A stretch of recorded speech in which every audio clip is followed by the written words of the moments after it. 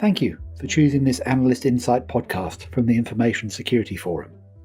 I'm Andy Jones, and today I'll be talking about the importance of communication in a cyber attack with my guest, Dr. Jason Nurse. Jason is an Associate Professor in Cybersecurity at the University of Kent, a visiting Fellow of Cranfield University, and a visiting academic at the University of Oxford. Jason, welcome. Thanks for having me, Andy. Today, I wanted to talk really about the communications aspect of responding to a cyber attack. And Jason has very recently published a paper which caught my eye, a framework for effective corporate communications after cybersecurity incidents. So we're going to explore some of Jason's thoughts and some of the rationale behind that paper and some of the ideas that might be useful to people in responding to a cyber attack. So, Jason, why don't you give us a couple of minutes to give us an overview of what the research looks like and what are some of the key findings that came out of it, if you could? Yeah, of course. So thanks again for inviting me. Really happy to be here and to kind of give you an overview on my bit of research. And it's good to hear that, of course, it ties in stuff that you have been engaged with in the past. So generally speaking, what this framework does, and probably where it came from, is for a long time I've kind of watched the media reports around security.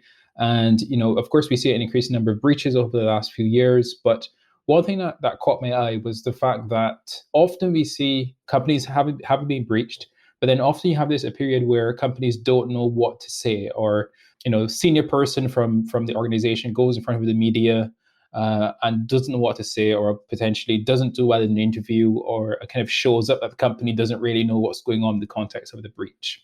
And that receives kind of a pretty tough. That's kind of accepted really toughly from individuals, because what happens is that consumers, partners, shareholders, and so on are quite kind of frustrated by this. There are a number of instances, I can think of quite a few, even on social media, where after a company is breached, people head to social media to complain. Sometimes I've even seen scenarios where organizations haven't actually let those impacted know that they have been impacted, that the data has been lost, and organizations find out via a third party or by the news or by the media.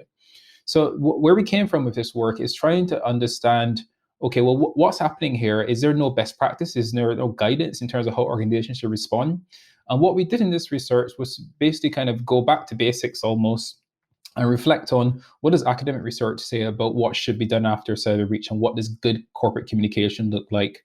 What can we pick up from industry and kind of well-known commentators? And what did they say after a data breach, and how did they kind of commend or chastise the organization for their breach? And then kind of produce this initial framework. And then we actually went through a round of evaluation with actual security professionals to try to understand what's good about it, and to refine it, and to have this more or less this initial version, or this kind of pop-up version of a framework that organizations can actually use. So the framework looks a really practical approach to responding to a cyber attack. But what's the real difference that a good communication strategy can make? How important is it? So I think it's really, really important, and I think it's key really. And what we find these days is actually organizations are slowly recognizing its importance. One of the big reasons for it, and why it's key, why good communication is key, is because the likelihood of being breached is much higher than it was before. And for many organizations, and I've heard this saying many times, it's not necessarily if you'll get a breach, it's just when you'll get breached. So when you kind of accept that as a possibility, then you have to start thinking about things like appropriate breach response, topics such as resilience, and how do we kind of be as resilient as possible in the context of if a breach occurs. And that's where actually I believe security is moving, in terms of accepting this reality, and then therefore putting things in place to actually be able to communicate, engage, stay afloat after a breach has occurred. And this is where kind of corporate communication, and good corporate communication, really makes a big difference. Because if an organization is breached, obviously there's going to be backlash from shareholders, from business partners, from customers, from clients. It's really how do you go about actually managing that communication? How do you make them aware, and how you reassure them, and basically keep them still wanting to do business with you in the future? Because if you don't manage that, and they get really frustrated, they get really annoyed, and they basically step away from you, and anyone in the future steps away from you, because they don't really believe that you can, one, manage their data or secure their services or interaction, and then secondly, you don't know how to communicate, you don't know how to engage in the event that something like that has happened. Then that really can impact the organization even more. Okay, so do you see it as a very much a make or break point in the organization where getting this right makes a big difference for a long term? Yeah, I do think so. And I do think we're really, really moving towards that based on the fact that really, if organizations want to, keep going, keep functioning, they really have to look more beyond. And I'm a firm, strong believer in more than just technical security. And I think what we're seeing that more and more these days in that if organizations really want to keep going, they really want to keep afloat, they have to be mindful of things like corporate communication and other things like it that feature into good security and good risk management practice.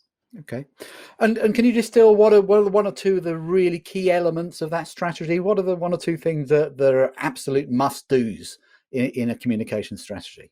Yeah, so I think the first one I would say is to understand your clientele and understand the people that have been impacted, and I think that's really important, or that could be impacted. And I think that's really important because the reality is that we live in a very kind of international world, and that the average business will have clients or business partners across the globe.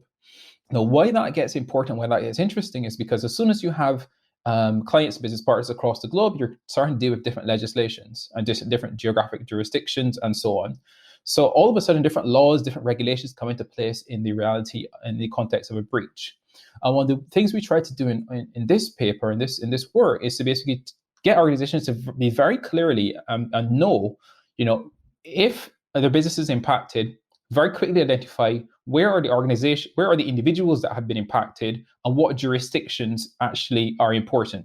Because some jurisdictions will say, well, you need to notify people within 72 hours, within 48 hours, who knows? But if you don't know that, if you haven't prepared for that reality, then there could be an instance where you haven't notified a set of individuals for days after, and the legislation in that particular part of the world, you're basically infringing on it. So I think that, for me, that's one of the key things. And then on the back of that, even so, knowing the clientele, but then also being able to kind of put plans in practice immediately. I think those are, to me, really, really important. Okay, you've quite quickly hit on one of my beloved topics of legal and regulatory obligations. But practically, if I'm a multinational and I operate in 100 countries and I'm a legal entity in 100 countries, aren't there just 100 different ways that I've got to respond in my communication strategy? And it really doesn't work because there's only one of me. Yeah, well, this is unfortunately unfortunate reality, and it is something that I think businesses need to be mindful of, in that if they're dealing with such a large number of jurisdictions, in some scenarios, yes, it might be the case you need to have a plan for each one of those jurisdictions. Often what the reality is that because of locale, that their plans are different commonalities that can be shared across different approaches. So one thing that I might suggest, for instance, in that type of scenario is as kind of almost pre-planning. So one thing about the framework is we have it broken down into kind of pre-event and kind of post-event. Pre-event, what we're kind of suggesting is know where the individuals are, but also even have initial plans, have kind of almost templates ready to go in the instance of a breach. And you might find that some of these templates can actually, at least the basic of them, the foundation of them, can actually be shared across different locales. So that can actually kind of be reused in that regard as well. Okay, you looked, I think, from research mainly at UK companies. Did you consider any differences in the cultural aspects of communication? So if you're a US company, a Chinese company, is there a different cultural aspect you should be mindful of? Yeah, I mean, this is really, really good point. So the UK focus, the UK was definitely the focus of our work, and that's probably one of the areas where we try to direct it. What we do have in the context of the framework is we do try to suggest considering things such as culture. We didn't evaluate it directly, but I think one of the realities, and you're right touching on it, being there might be differences in culture even between the US, the UK, Asia, different parts of the world that need to be considered.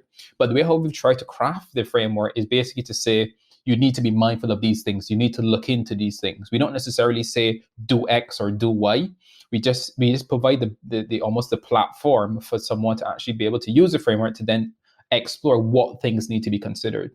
And to give you a bit more of a specific example with respect to that, when we talk about informing and how to communicate or choosing the right communication kind of message or strategy, one thing that we suggest is look very carefully at what's the demographic of your clientele, of your customers.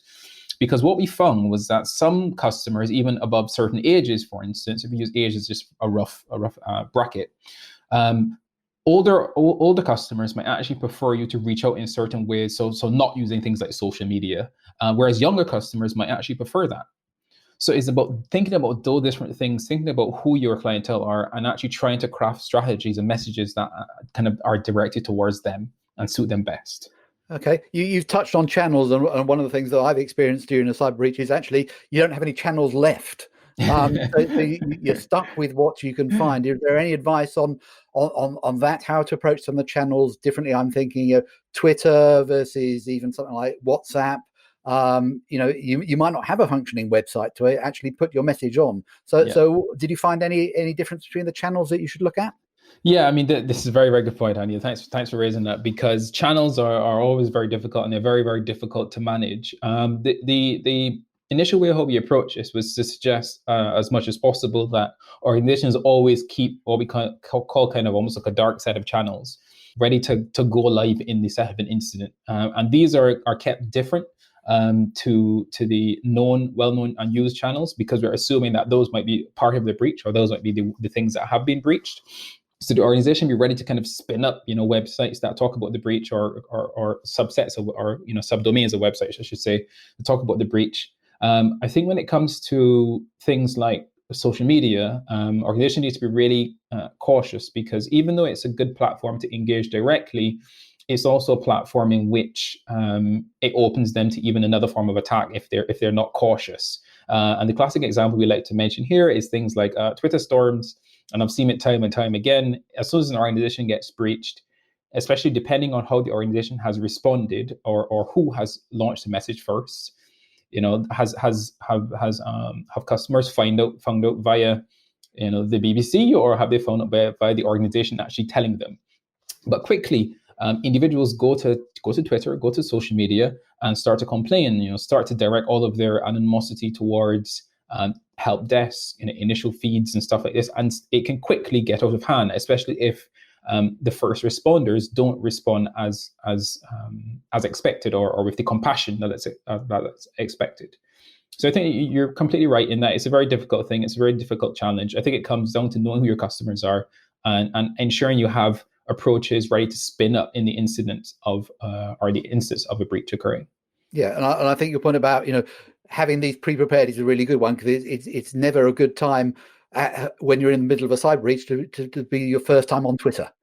I think unfortunately what we've seen is that it's really, really important to have these plans in place, and this is where we kind of went about trying to look at post breach, because initially, actually, when we set up during the framework, we were all thinking, okay, what should organizations do after a breach, and we just focused on that. And then it occurred to us, well, but how can the organization do all of these things after a breach if they did no planning before the breach? So that's why we kind of stepped back a bit, and we almost said, okay, well, what's important? Well, rehearsals, really important. Having pre-prepared statements and plans and templates for if this type of a breach occurs, here's what we know what we're going to say. Here's the kind of team of individuals that we're going to get in the room as soon as possible. Here is the person who has the training, who will go in front of the media and actually be able to respond to comments. And even this point about who goes in front of the media, that's really interesting as well, because in some instances, what can happen is if someone that's maybe is a bit junior goes in front of the media because the CEO doesn't view it as a big deal, or the director doesn't view it as a problem, that can actually end even worse if they don't have the appropriate training, or if someone just looks and says, hey, 100,000 records have been lost, and here we have a very junior person coming to talk to the media. Clearly the business doesn't really care about me, because it's not worth the CEO's time. So I think that those are kind of the interesting dynamics that we see after a breach, which is why communications become so important. Okay, you talk to a number of companies, a number of professionals. Where did you find excellence? Did you find excellence? Yeah, I mean, yeah, we did find bits of excellence in various different places. I think some professionals, some organizations really knew what was what, and they were very prepared for in the instance of a breach. And probably to give you an example of probably some of the better ones being, I think this planning beforehand and knowing jurisdictions. I think that was really good. Some organizations knew, for this type of data, if this data set is breached, this data store is breached, we know that relates to customers in this place, so we know this jurisdiction needs to be contacted. Here are the set of messages here are the set of templates that we know that we will use in that context. I think that was really good. Another one that we saw, which is always a point of a bit of contention, really, being, what position should the organization take in the context of a breach? So for actually a number of the professionals we dealt with, and a number of what we saw, and this was interesting because it actually contrasted with academic literature, some academic literature, whereas a lot of the professionals were telling us that good practice, best practice, is actually to accept the responsibility after a breach occurs. So if you're the organization, to be able to say, yes, we were breached. We were supposed to be responsible for holding your data. Yes, we were breached. We accept responsibility. We're the custodians of your data, and we will work to put things right. And that was actually something that came up quite a bit, and that was a little bit surprising because I didn't expect to have received such a strong response from people just making it clear that's really big, that's really important. And I think that was an area, and kind of this idea of avoiding blame. So not saying, oh, actually it's the big bad hackers over there and it's their fault, we're just victims just like you. I think that was one area where we kind of saw this idea of excellence coming out. Okay, you've touched on the aspect of almost the apology for the breach, and one of my personal interest in it is the company's been a victim of a crime. And yet they're expected to apologize for being a victim. It's the only crime where the victim is punished as well. What's your thoughts on that? Yeah, I mean, like I said, so that was this really contentious point, because I do remember. So one of the key findings from some bits of academic work was to basically say that blame the attacker and claim to be victim, which is kind of hinting at what you're mentioning. But what I think came out from the work and my perspective on things, and why accepting responsibility is so important, is from the perspective that you as an organization have been given people's data. So you're given the data. Now, someone managed to break into your systems and access the data, or you managed to leak the data in some particular way. And from the customer side, it is this reality of, hey, I gave my data to you and I expected you to hold it securely. You were breached, therefore it is your fault. And it's definitely not the best way to view things. I completely agree that it is a weird scenario where the organization was breached, potentially through no fault of their own. But I think where it comes into place is just one, someone needs to be held responsible, and kind of offloading blame to an attacker isn't the best, and it's not the best for the image of the organization. The company needs to be focused on reassuring customers, and part of that is accepting responsibility and trying to put things right. And I think these two things come hand in hand. And unfortunately, in many scenarios, what happens is that the organization, maybe their security wasn't as good as it could be, or they got the balance right between security and cost. But yeah, you're right. It's a difficult one. But from what we've seen in this research, it's really important for organizations to kind of accept responsibility and try to put things right as soon as possible. Okay. You talked about excellence. Where did you see? What were the common gaps you saw? Where do you thought, I expected to see this, but I didn't see it anywhere? So I think one of the biggest gaps was the time period in which organizations should actually notify of breaches. I think that was something where there was a gap. There was this, some organizations had really different opinions to others. So some organizations would say, based on the data, what we found, that some organizations will say notify everyone as soon as possible. So of course, that is one way to go. I think other organizations will say, well, notify only when we know enough information. Some other organizations would say, well, what does the regulation say? Let's do whatever the regulation says. Forget what we need to do. Let's forget what we want to do. Let's do what the regulation says, and let's do only that. So I think for that's probably one of the most open areas for interpretation, where for many organizations, they were not keen on responding if they didn't, or kind of publicizing the breach if they didn't have to, because of course they're trying to manage their reputation as well. And then for some other organizations, it's really a case of, well, is it better to go and basically say, well, 10,000, we think 10,000 records were lost, or to wait 2 weeks and then be able to go out and say, we know 100,000 records were lost? So I think what really a point of contention really was, how to go. Should you go as quickly as possible? Should you wait a while? And what exactly should you say in your message that you go out with?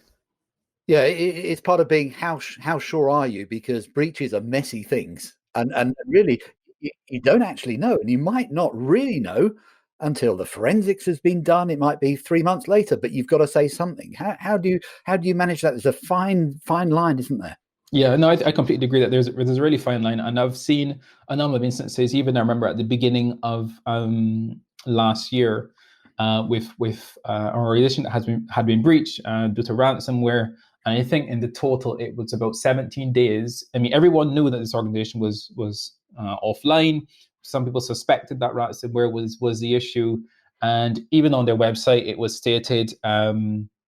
I think it was, initially it was done for routine maintenance or done for some, and, everyone sort of knew that something fishy was going on here, but they never said. And I think only about 16, 17 days later, the CEO actually said, okay, you know what, we've been breached. So I think that there's difficulty here, but the challenge here is the longer you wait, the more speculation, the more the media is going to run with whatever story they want. And one of the benefits about notifying earlier, of course, this is the risk about how much should you say, is that you might be able to at least put your own spin on whatever is happening. How would you like to see organizations using the research? I mean, and it's ongoing work, and how should they engage with you to take the work forward? Yeah, so I mean that's really good, and I really, I mean, one of the reasons we did this is actually directly to benefit organizations, and this is we think this work is kind of very, very tied into exact organizations, no incident response strategies and stuff like that. In terms of going forward, the aim is to try to expand and build upon this. Ideally, I'd like to work with a few companies to see how it can be integrated in their approaches actually to respond to incidents. The framework is openly available online. I've also done a 2-pager, which is even more accessible, so you can see what the framework is, you can see its key components. But at this point in time, what I'm trying to do is to try to extend this, try to get it in the hands of as many companies as possible, try to engage with as many companies as possible, to try to see how can this be embedded in your current approaches to allow you to better respond in case of that unfortunate day where a breach happens and you need to tell people you need to respond.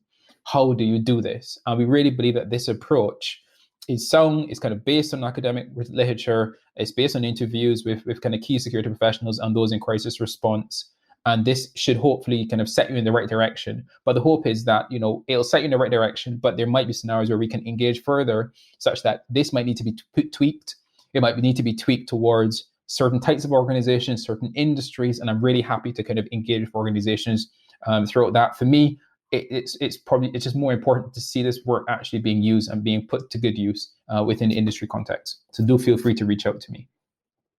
I think this research sits very well in the ISF framework we've had to responding to a breach. I mean, I can't stress how important communication is and how difficult and nuanced it actually is.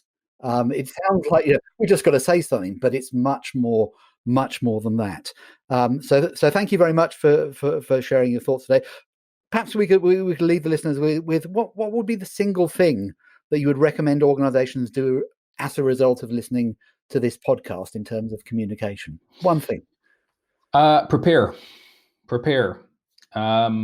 It unfortunately, like I said, we're living in a world now where it's not if anymore, it's when. Attackers just need to be successful once.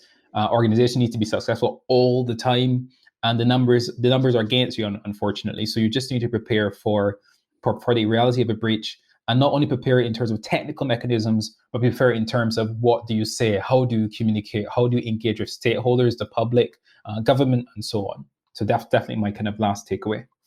Excellent. Thanks so much for sharing your thoughts today. Dr. Jason Nurse, thank you for joining me on this podcast. Thanks very much for having me, Andy. Thanks for listening. You can find more podcasts on the ISF podcast channel or at securityforum.org, where you can also learn more about ISF research, tools, and guidance.